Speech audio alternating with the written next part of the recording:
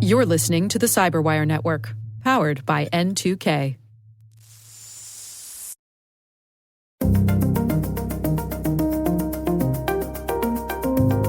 We do become exhausted from the messaging and we get fatigued, and it's hard to know what is true and important versus what is the spin. Hello, everyone, and welcome to the CyberWire's Hacking Humans podcast, where each week we look behind the social engineering scams, the phishing schemes, and the criminal exploits that are making headlines and taking a heavy toll on organizations around the world. I'm Dave Bittner from the CyberWire, and joining me is Joe Carrigan from the Johns Hopkins University Information Security Institute. Hello, Joe. Hi, Dave. We got some good stories to share this week. And later in the show, I speak with Bill Harrod. He's the CTO of the Federal Division of Mobile Iron, and we're going to be talking about election disinformation campaigns.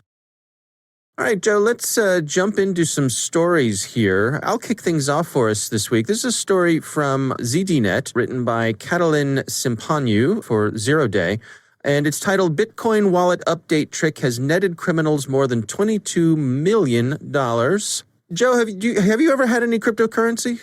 Yes. Have you dabbled? I have some cryptocurrency. I have dabbled, yes. I have not yet dipped my toe in the cryptocurrency world, although I know plenty of folks who have. One of my biggest regrets in life is when Bitcoin was $4, I said I should buy some of that, and I didn't. And then when Bitcoin went up to $25, I was like, maybe I should have bought it at $4, and maybe I should still buy some at $25. Nah, $25. That's probably as high as it's going to go. Yeah. I remember there was for a while there was a website that tracked if you had purchased Apple stock instead of Apple hardware, how you would have made out. Because back in the '90s, Apple had a $3,000. Laptop computer that was a real dog. And if you'd purchased Apple stock back then, the millions of dollars you have now instead of this dog of a laptop, that's completely obsolete. But anyway, we digress. This story is about some cyber criminal gangs who have stolen, again, more than $22 million from users of the Electrum wallet app. Okay, now the Electrum wallet app, I think, is a lightweight wallet that does not keep a full copy of the Bitcoin blockchain on it. So you can just install it and then use it to generate your private and public keys, but you don't have to actually download the entire blockchain, which is a very large amount of data these days. I'll bet. I'll bet. So it seems like what's happening is that these bad guys are taking advantage of, I suppose, what was a feature in the Electrum wallet, which was that it was a network of servers. So they called that Electrum X. I guess it was a decentralized nature of Electrum, which was a feature, but the bad guys have been able to take advantage of that because you don't have to be part of the Electrum organization to run an Electrum server. So you could spin up your own Electrum server, put it on the Electrum network, let's call it that, and I'm probably misusing the term, so I apologize in advance for those who are banging their head against their desk as I try to explain this. The result is that bad guys could spin up their own server, and when people would happen upon this server, they would ping the user with a security update request. So you're a user of Electrum. You've fired up your version of the Electrum software. It reaches out to servers, and it happens upon one of these servers that is being run by the bad guys. And the bad guys see that you've logged on, and they pop up, and it's a message that says, security update required. Right. In order to do the thing you want to do with your cryptocurrency, you must update your security software, and this is a good thing. We're looking out for your interests, right? Yes, mandatory. That's of course what it says. Right. And so they require you to download some software, and you're thinking to yourself, all right, well, this seems reasonable. Everything seems on the up and up. I'm using my Electrum software. I've hit an Electrum server, so they're requesting me to download an update to the Electrum software. And so you go and you do that. And of course, the software that you update is not actually from Electrum. It is from the bad guys. And once you load up that software, it goes and steals all your Bitcoin. Right. And I'm looking at this heartbreaking message here from somebody that said, I installed an old version of Electrum that I had saved from when I last accessed my wallet in 2017. When attempting to send funds, I was prompted to do a security update. Upon downloading and installing it, my entire balance of 1,400 Bitcoin was withdrawn to the scammer's address. That's a lot of money, Dave. It's $15.8 million. Right. Oh, man, that hurts. Yeah, this is terrible. Yeah. So the article says that this technique has been around for a couple of years, and the folks at Electrum have been trying to mitigate it.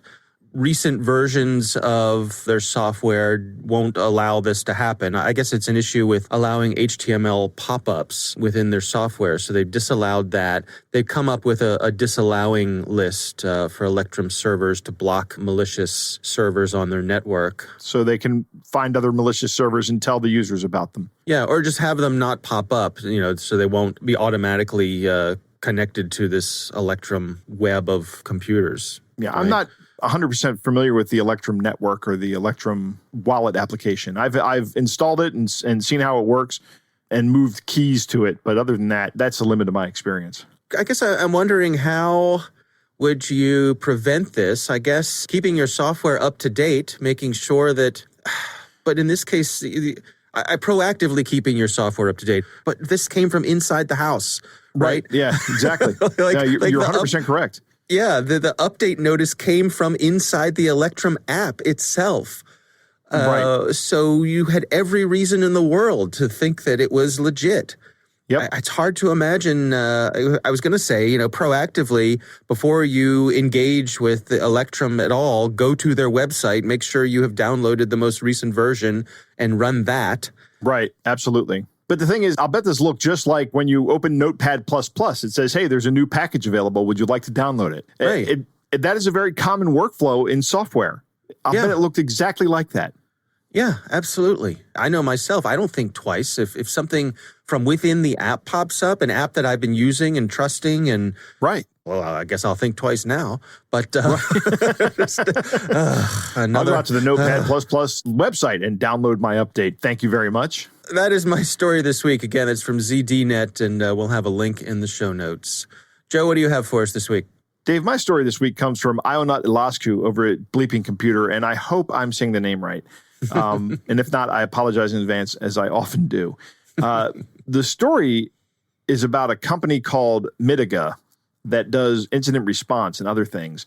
And Mitiga invested in an incident at a U.S. company where a business email compromise scam cost this company $15 million. Wow. And we don't know the name of the company, and that's probably because Mitiga doesn't discuss engagements like this.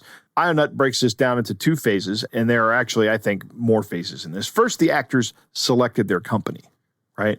Mm-hmm. This is a process in and of itself. It's called reconnaissance. Part of any hack or any breach that's going to go down, these guys will target a company, and they probably went through a lot of work to figure out which company they were going to target and who they were going to target in that company. And that process involves a lot of open source intelligence gathering and maybe even reaching out and talking to these people under some pretext, right? Which is just a lie that you tell people to get them to give you more information. Once they had selected their company, they spent about 2 weeks trying to gain access to email accounts in the victim company's system. Once they had that, and it's amazing that they were persistent. You think about all the scams we talk about, right? Where people are trying to just get access to like cloud email accounts. But this is actually somebody who's targeting you, and they're going to be persistent. They're going to try every day, 2 or 3 times a day, to get you to click on a link. And it took them 2 weeks, but eventually they got into somebody's email account. And once they were in there, they spent another week collecting information and identifying an opportunity. To ensure they stayed in the loop, the attackers set up forwarding rules that sent messages to another Microsoft 365 email address, and they had those email addresses with similar domains they had registered, right? So we've seen this before, where like a .mil address will be spoofed by using the Mali top-level domain, which is .ml. You will put a C and an L next to each other. If you want to replace a D, you'll use a 1 instead of an L. These are common tricks because when you look at the URL quickly, it'll look like the actual URL that you're supposed to go to. And we've even talked about this in graphic design as well. The one that comes to mind is the Skerple pen. If you look up Skerple, S-K-E-R-P-L-E, that logo looks surprisingly like Sharpie. Right. It's very easy to fool the eye on these things. And that's what they are. They're knockoff Sharpie pens, but it's not hard to do it. And it's really easy to fool people. Then while they were sitting there, they waited for the exact right time to strike. And when they struck, they took over a conversation using these fake domains and provided scam details for a money transfer. Now, once this transfer had taken place, they knew they had to buy themselves some time because you can claw back these wire transfers. If you say, hey, this was a fraudulent wire transfer, that immediately puts a stop on it, right? And then the banks freeze the accounts and go, well, let's sort this out, right? And that's the last thing scammers want is for somebody to sort something out. Right. So what they did was they took all the emails that came in regarding this transaction and sent it to a hidden folder on the victim's account. And this kept this person unaware of the problem for 2 weeks. And that was enough time for them to totally move the money and get it out of the United States. Wow. Yeah. My configuration of my own email. Right. And I'm thinking, how often do I go and look at my forwarding rules? How often do I, I'm reminded of that line in Shawshank Redemption, how often do you look at another man's shoes? Right. It'd be easy for someone to sneak something in there and certainly be in there for a while before I noticed something was amiss. Absolutely. Mitiga has some recommendations on how to protect yourself. And one of them is to block auto forwarding rules on your cloud email server or any email service, right? I really like this idea, not just to prevent scams, but there's a lot of information that gets sent around on email that can be proprietary. It can be regulatory. If you're a publicly traded company, like with Sarbanes-Oxley, you have to maintain all of your email records. And if that email transaction goes off system, like if you have employees sending their email automatically to their own private Gmail or Yahoo address, you are actually suffering some form of a data breach every time they do that, I think. So there's a really good reason to not allow your employees to auto forward all the email that comes into their system off your system. Keep that stuff on your system. Keep control of it. There are smart business reasons and regulatory reasons to do it. Another thing they say is block legacy protocols that can be used to circumvent multi-factor authentication. These are things like POP and IMAP, and use a more modern protocol for your email access. The other thing, of course, enable alerts for suspicious activity and review controls for wire transfers. This is something, whenever you have a wire transfer, particularly a $15 million wire transfer, there should be people on the phone going, hey, do you have the money? Did you get it? I'm going to send you the money now, and here's where I'm going to send it. This is $15 million. This is not chump change. I am about to press the button. Right, exactly. And I'm going to verbally verify to you the money, the account that I'm going to send it to. And that could have prevented the entire issue here. Wow. $15 million. Yeah. I mean, that could kill a company. Absolutely could kill a company. That's amazing. That's a big pile of money. Depends on how big this company is. I get the impression that the company is pretty big, so maybe it won't kill them, but it's going to be damaging. $15 million is a lot of money. I hope they are insured for that money. Yeah. I think the other thing it points out is the professionalism with which these scammers are operating now. That a $15 million payoff, that is totally worth their time to spend weeks or months or even years trying to doing their homework to wait for just the right moment, as they did in this case. It's quite a payday. All right, interesting story. And as always, we'll have a link in the show notes. Joe, it is time to move on to our catch of the day. Dave, our catch of the day comes from Reddit and Reddit user Kevin Rogers 94. He has a great conversation on some messaging platform. I don't know. Somebody was trying to reach out to him to perform a gift card scam or a money transfer fee scam. You play the part of the scammer, and I'll play the part of Kevin Rogers. All right. Hello, how are you doing today? Doing good. You?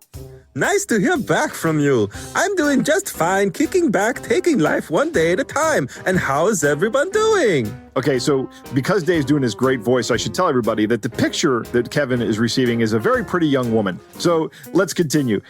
Everyone's doing good. Same old stuff. Just went kayaking with Jeff on Sunday. Really happy to hear from you. We're doing wonderful well. Do you receive any call or text from the CSBG? Do they contact you? Yes, they did. Oh, really? Is the goal of the Community Services Block Grant help old, youth, and retire in society? Is the reduction of poverty for support COVID-19? Have you heard from them? Yes, I did hear from them. You have got your winning money package delivered to you yet? Yep, I got my money package delivered yesterday. How much you won from the program? 50,000 credits. Really? Yes, really. You should apply for it too. Have applied too, but I'm looking for money to pay my delivery fees. Can you help me out since you have got your delivered to you? They're making you pay a delivery fee? I didn't have to pay a delivery fee. Maybe you should contact them about that.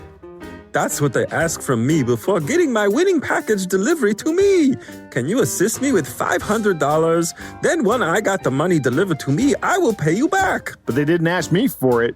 I think someone might be trying to scam you. Are you sure you applied to the correct program? Oh no, it's real and legit. Oh, okay.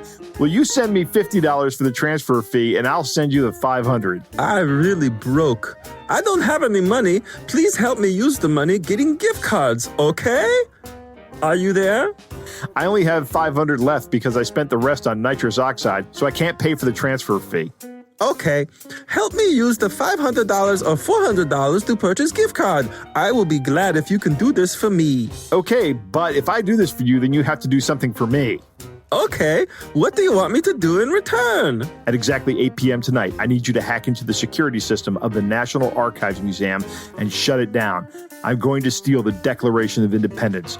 It has a map on the back of it that leads to treasure worth hundreds of millions of dollars. If you do this, I will send you the $500 tonight, and I will also split the treasure with you. What do you mean by that? I just told you I can't repeat it for security reasons. I can't do that for you, thanks. Can you do something else for me then? What's that? I've always thought you were beautiful, and I'm pretty horny. Can you send me a picture of your boobs? Send me the gift card and then I will show it to you, okay? No, I'm not stupid. Boobs first. Okay, hold on. Thanks. So you don't want the money? I already bought the gift cards, but I guess I can return them. Okay. That's it. I think that's the end of the scam.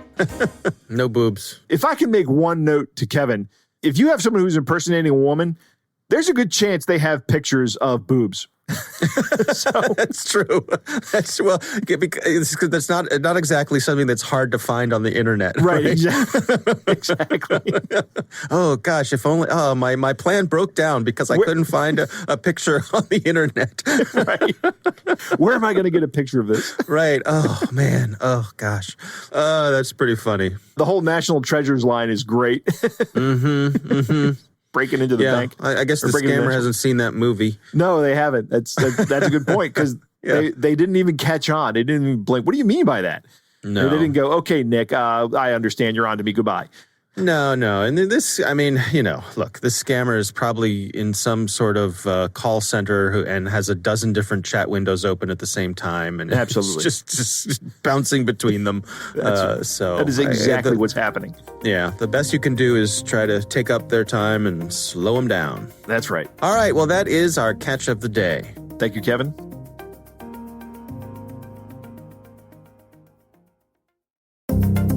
Joe, I recently had the pleasure of speaking with Bill Harrod. He is the Chief Technology Officer of the Federal Division of a company called Mobile Iron, a security company. And he has some expertise when it comes to election disinformation operations, and that was the focus of our conversation, certainly timely. So here's my conversation with Bill Harrod from Mobile Iron. We see so much disinformation. We tend to get somewhat numb. And I think we overlook or we miss a lot of it. I really think we go back to childhood. The Aesop's fable about the boy who cried wolf, I think, is the first disinformation that we're exposed to. And the moral of the story, it really comes down to a lack of credibility and that we begin not to trust what we hear. And I think that's become a real challenge. I don't think we've seen as much overt disinformation as we might have thought 6 or 9 months ago. And I think that the social media platforms and the media in general is trying to do a better job of identifying what is clearly false. But I think we begin to overlook or just become desensitized to disinformation. You know, I have to say personally that I think like a lot of people, I've found the past, I don't know, a couple years, but certainly as we get closer to the election, to be kind of exhausting when it comes to this sort of thing because you just don't know what to believe. I like to think of myself as an appropriately skeptical person. I look at things and try to analyze them and then use logic to figure out, if something might be true or not. But it just feels like we're being bombarded from so many sides right now. I think to your point, it's really easy to throw your hands up and say, I'm out of here. I just don't know what to make of things. I think that's absolutely right, Dave. And I think we do see a lot of fatigue around the messaging so that we don't really know what to believe or how much veracity to put in what we're being told or what we hear. And we've become so tribalized, so divided that confirmational bias begins to just become the sound chamber in which people live, right? So if you're watching some news network versus another news network, then basically you're hearing what you expect to hear. And we do become exhausted from the messaging and we get fatigued, and it's hard to know what is true and important versus what is the spin.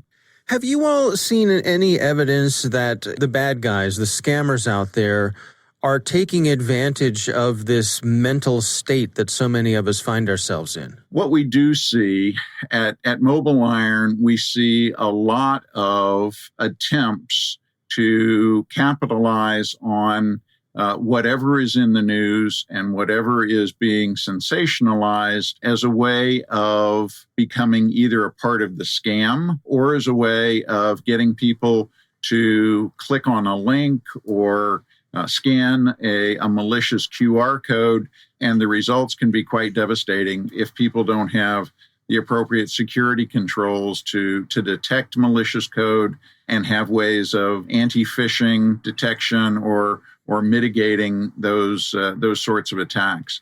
We do see a lot of scams. It started with some of the early COVID scams and has now become a part of the email barrage that people see around sensational headlines, particularly relating to the election. Do you have any advice or tips for folks to kind of combat this? I mean, if you see this sort of thing spreading, how can you do your part to try to nip it?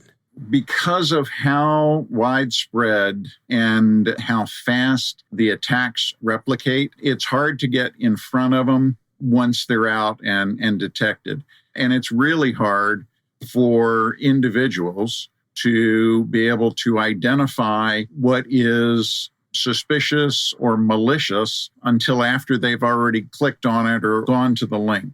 And so I think what we see is the ways to avoid it, the ways to combat it really are to have some effective controls on your devices, to have something with a malicious threat detection and anti-phishing capability on the device, and then to be able to provide some feedback both to the platform on which it has come from, so whether it be one of the social media platforms, or to be able to send out a note to people that you're aware of and say, look, I've seen this. It is particularly risky. Don't click on this. It's not a high value protection, but it does help. And I think we saw that particularly with some of the ransomware attacks, where information sharing communities, the ISACs, for example, they do have notifications that go out and say, this is the indicators of threat, this is what to look out for, and this is what the ransomware payload may come disguised as. You know, as we look farther out, past this year's round of elections, do you have any sense for how we might do a better job of getting these sorts of things under control? Just where do we need to head? So I think what we're going to find is that more and more there is a need for people to have the ability to know what is safe and what is true. And whether that is coming back to trusted media, large media organizations and the fact checkers, or whether it's looking at more elaborate quarantining of email coming in and having people then select what they're actually going to look at rather than have so much of it dump into their email inbox and have people scroll through it and select something that may be malicious without really considering it. So I think those are some things. I think a widespread integration of a platform with some anti-phishing in particular. Phishing has been one of the most significant attack vectors that we have seen, particularly since the COVID pandemic started and everybody went to telework. The phishing schemes have become quite sophisticated and quite frequent. How much of this do you suppose rests on the platform providers? The Facebooks of the world, the YouTubes, Twitters, who are, their algorithms are guiding people towards things. Do they bear some of the responsibility here?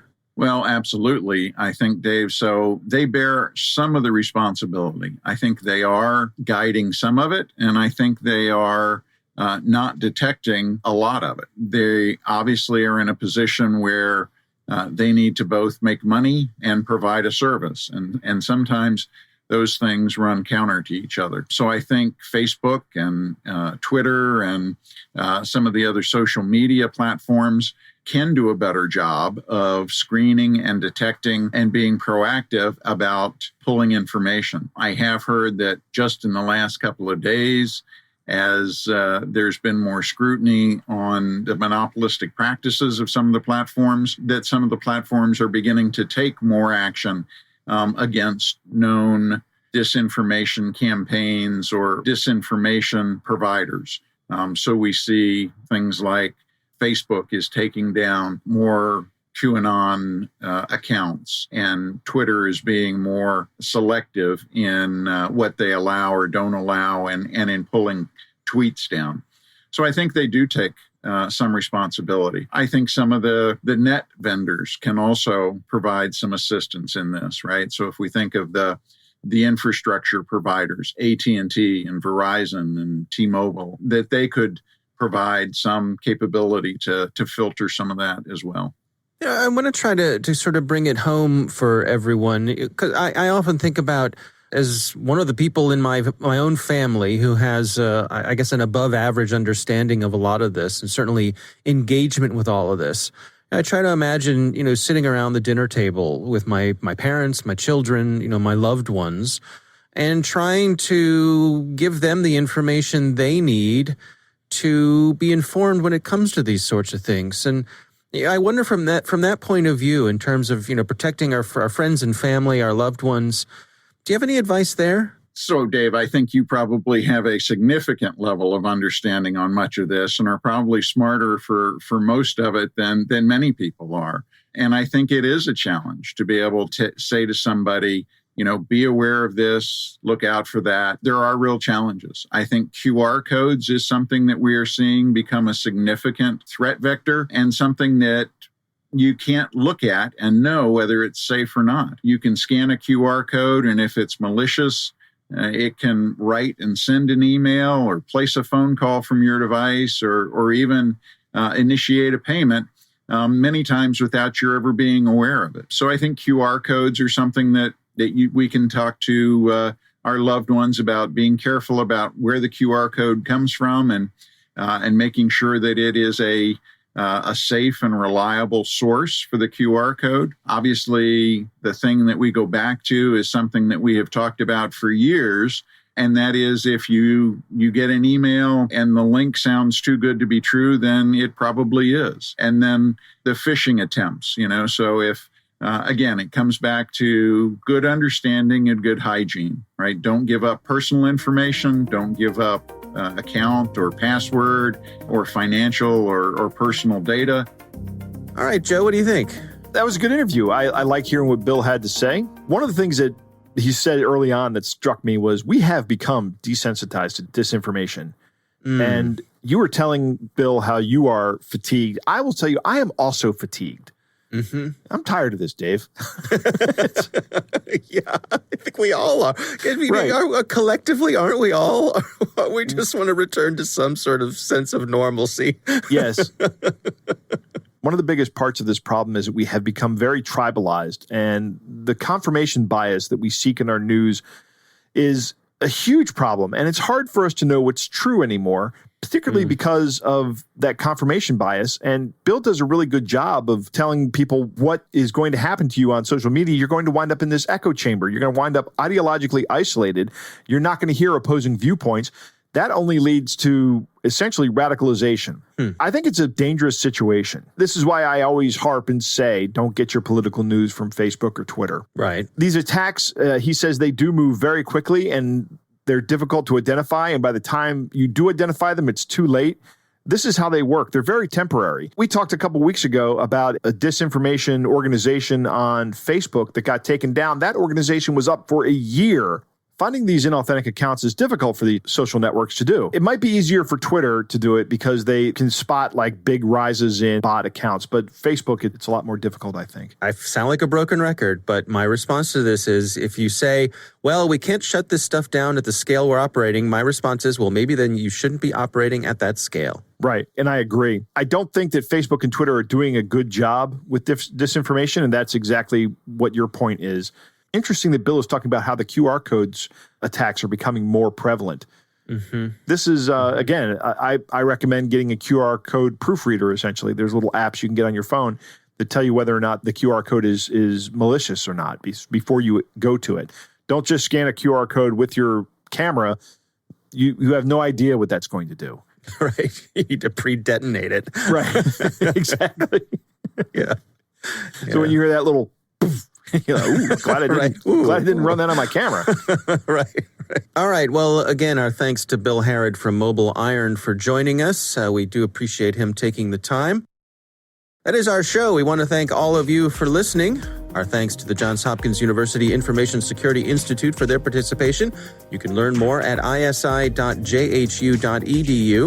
The Hacking Humans podcast is proudly produced in Maryland at the startup studios of Data Tribe, where they're co-building the next generation of cybersecurity teams and technologies. Our coordinating producer is Jennifer Iben. Our executive editor is Peter Kilpe. I'm Dave Bittner. And I'm Joe Kerrigan. Thanks for listening.